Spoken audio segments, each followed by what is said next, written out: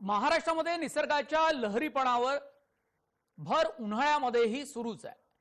हा निसर्गाचा लहरीपणा भर उन्हाळ्यामध्येही सुरूच आहे। मागील काही दिवसांपासून राज्यातील अनेक ठिकाणी तापमानात मोठी वाढ झाली होती। अनेक जिल्ह्याचा पारा 40 अंशाच्या पार गेला होता।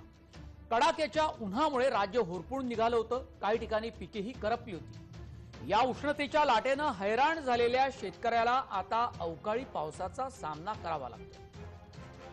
कडाक्याचं ऊन असतानाच अचानक अवकाळी पाऊस पडला, यामुळे पिकांचं प्रचंड नुकसान झालंय। अवकाळी पावसानं शेतकऱ्यांच्या तोंडाचा घासही लावलाय। सांगली, सातारा, कोल्हापूर, सोलापूर, नाशिक आणि तळ कोकणात अवकाळी पावसानं हजेरी लावली आहे। मागील 2 दिवसांपासून वादळी वाऱ्यासह पाऊस पडतोय। काही ठिकाणी तर गारपीटही झाली, तर काही ठिकाणी सलग होणाऱ्या अवकाळी पावसानं द्राक्ष आणि आंब्यासह इतर पिकांचंही अपरिमित नुकसान झालेलं आहे।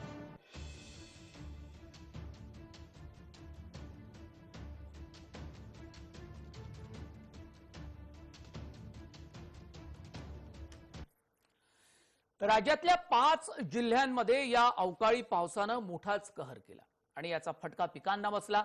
शेतकरी हवालदिल झाले। पाहूया राज्यामध्ये कोणकोणत्या भागात किती पाऊस पडला आणि त्याचा पीक पाण्यांना कसा फटका बसला। नाशिक, बळीराजावर आलेलं अस्मानी संकट हटण्याचं नाव घेत नाहीये। मंगळवारी नाशिक जिल्ह्यातील गिरणारेसह आजूबाजूच्या परिसराला वादळी वाऱ्यासह गारपिटीनं अक्षरशः झोडपून काढलं। जवळपास तासभर झालेल्या पावसानं कांदा, द्राक्ष यासह भाजीपाल्यांचं मोठ्या प्रमाणावर नुकसान झालं। चिंतेची बाब म्हणजे या पावसामुळे उन्हाळी कांद्याला मोठा फटका बसला असून कांद्याची उभी पिकं आडवी झाली आहेत। एकीकडे आधीच कांद्याला भाव मिळत नाहीये, माल सडून जातोय, तर दुसरीकडे या पावसामुळे बळीराजा हतबल झालाय। आता कोल्हापुरातली आपण स्थिती पाहूया।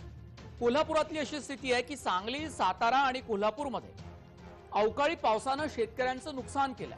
3 दिवसांपासून काही भागात अवकाळी पावसानं हजेरी लावली होती।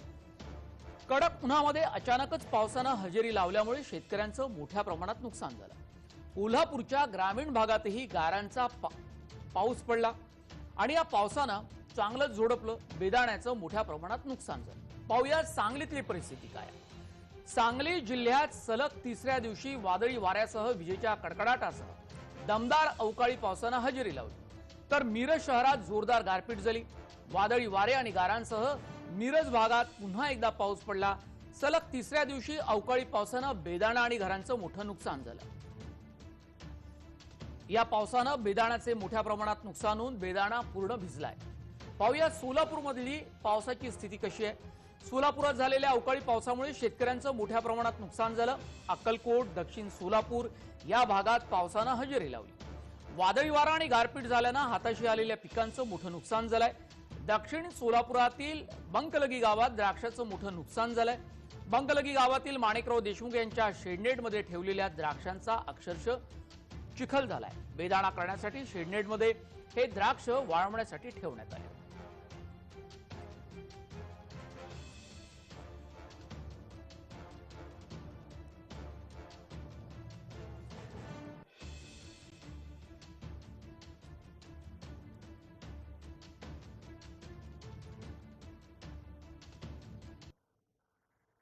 या अवकाळी पावसाच्या संदर्भातला राज्यातला आणखी महत्त्वाचा तपशील पाहूया ग्राफिकच्या माध्यमातून। अवकाळी पावसाचा पिकांना फटका, राज्यात अनेक जिल्ह्यात अवकाळी पाऊस। सातारा, कोल्हापूर, सोलापूर, नाशिक आणि तळ कोकणात नुकसान झालंय। द्राक्षे आणि आंब्यासह इतर पिकांचंही मोठं नुकसान। नाशिकमध्ये द्राक्षांचं प्रचंड नुकसान झालंय। कांदा, द्राक्ष यासह भाजीपाल्यांचं मोठ्या प्रमाणावर नुकसान झालंय। अवकाळीमुळे आंबा महागण्याची शक्यता वर्तवली जात आहे।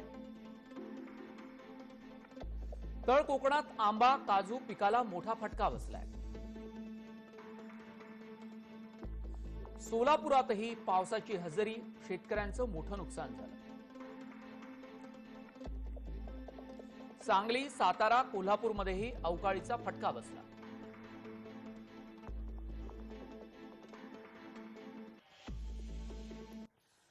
आता आपण थेट तळकोकणातली परिस्थिती पाहूया, कारण तळकोकणामध्ये काजू आणि आंब्याचं खूप मोठं नुकसान झालंय। सततचं बदलतं वातावरण, निसर्गाचा असमतोल आणि गेले 2 दिवस पडलेला अवकाळी पाऊस याचा थेट परिणाम आंबा आणि काजू बागायतदारांवर झालाय। पुढील 2 दिवस हवामान विभागानं अवकाळी पावसाचा इशारा दिलाय, त्यामुळे तळकोकणातील शेतकरी बागायतदार पूर्णतः हवालदिल झालेला दिसतोय। कोकणचं अर्थकारण आंबा आणि काजू पिकांवर अवलंबून आहे। आंबा आणि काजू पिकांचं उत्पादन एप्रिलमध्ये मोठ्या प्रमाणात होत असतं। आंबा आणि काजू पिकांवर नोव्हेंबर महिन्यापासून ते एप्रिल महिन्यापर्यंत सातत्यानं अवकाळी पाऊस, कडाक्याची थंडी, वाढलेली उष्णता, त्यानंतर पुन्हा पडलेला अवकाळी पाऊस याचा मोठा परिणाम झालेला आहे। त्यामुळे पीक उत्पादन घटलेलं आहे। शासनानं तोकते निसर्गाच्या नुकसानीची दिलेली मदत तुटपुंजी असून अनेक शेतकरी वंचित आहेत। त्यातच फळपीक विम्याचे निकष हे सुद्धा शेतकऱ्यांवर खूपच अन्याय करणारे आहेत। याचा थेट आढावा घेतलाय आमचे सिंधुदुर्गचे प्रतिनिधी सुरेश कौलगेकर यांनी। अलीकडे बघितलं तर बदलतं वातावरण, याच्यात अधिकची उष्णता, थंडी, पाऊस यामुळे कुठेतरी जो आंबा आणि काजू बागायतदार शेतकरी आहे तो पूर्णतः अडचणीत आलेला आहे। कोकणचं अर्थकारण या 2 पिकांवर अवलंबून असतं।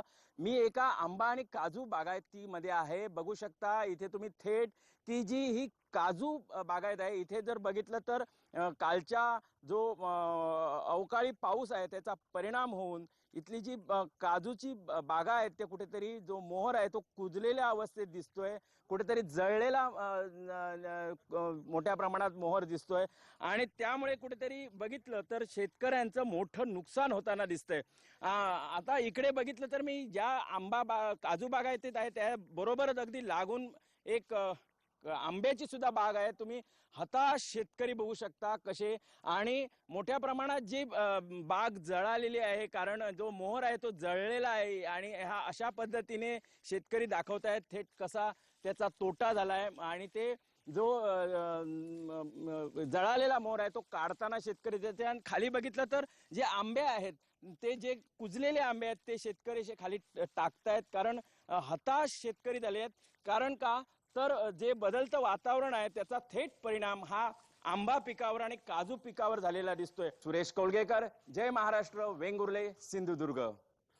आंबा बागायतदारांना आणि काजू बागायतदारांना याचा मोठा फटका बसला, त्यांच्याशीही बातचीत केली आमच्या प्रतिनिधीनं। ऐकूया।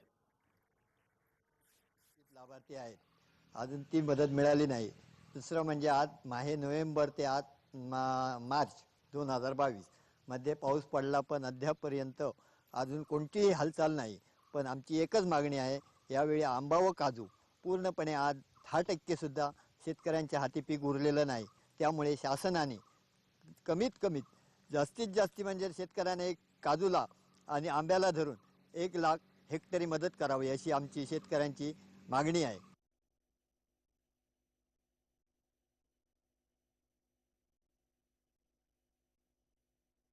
फळपीक विमा हा 79,500 जमा होतो का 49,500 समथिंग, आणि तुळसमध्ये 3 किलोमीटर 4 किलोमीटरवर एकाच लेवलला आहे सगळं आपलं भौगोलिक परिस्थिती, आणि त्या